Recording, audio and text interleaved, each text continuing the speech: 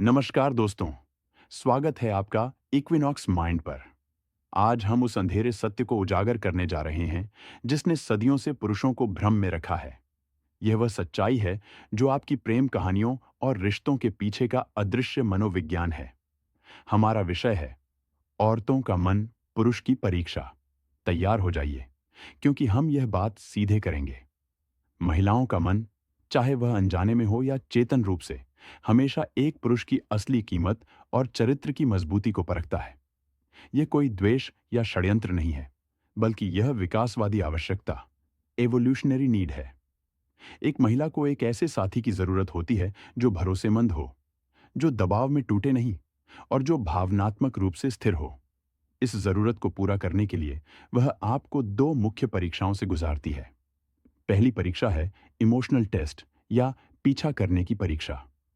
यह तब शुरू होती है जब आप किसी रिश्ते में थोड़ा सहज हो जाते हैं। अचानक वह भावनात्मक रूप से दूर होने लगती है। आपके मैसेज का जवाब देर से देगी, छोटी बात पर नाराज हो जाएगी या आपके द्वारा दिए गए ध्यान को हल्के में लेगी। पुरुषों की सबसे बड़ी गलती यही होती है। वे इसे असफलता या रिजेक्शन मानकर घबरा जाते हैं। वह सोचते हैं कि उन्हें और ज्यादा कोशिश करनी चाहिए। वे उसे मनाने लगते हैं, भीख मांगने लगते हैं या अत्यधिक माफी मांगते हैं। लेकिन मेरे दोस्त, आप यहां पर गलत हो रहे हैं। यह दूरी असल में आपके लिए एक जाल है। वह देख रही है कि क्या आप एक स्वाभिमानी पुरुष हैं, जो जानते हैं कि आपकी अपनी एक कीमत है, या आप एक जरूरतमंद नीडी व्यक्ति हैं, जिसका आत्मसम्मान उसके ध्यान पर निर्भर करता है। अगर आप तुरंत उसका पीछा करना शुरू कर देते हैं, तो आप इस परीक्षा में फेल हो जाते हैं। आप उन्हें यह संकेत देते हैं कि आप कमजोर हैं, आसानी से नियंत्रित हो सकते हैं और आपका जीवन उनके बिना अधूरा है। इसलिए जब वह दूर हो तो उसे स्पेस दें। आप पीछा न करें, अपनी जिंदगी पर ध्यान केंद्रित करें। दूसरी ओर ज्यादा कठोर परीक्षा है बाउंड्री टेस्ट। यह आपके आंतरिक ढांचे की जांच है। यह तब होती है जब वह जानबूझकर आपकी व्यक्तिगत सीमाओं या प्राथमिकताओं को चुनौती देती है। उदाहरण के लिए, यदि आपने कहा है कि रविवार की शाम आपके परिवार के लिए आरक्षित है और वह अचानक उसी समय आपसे किसी काम के लिए जोर देती है।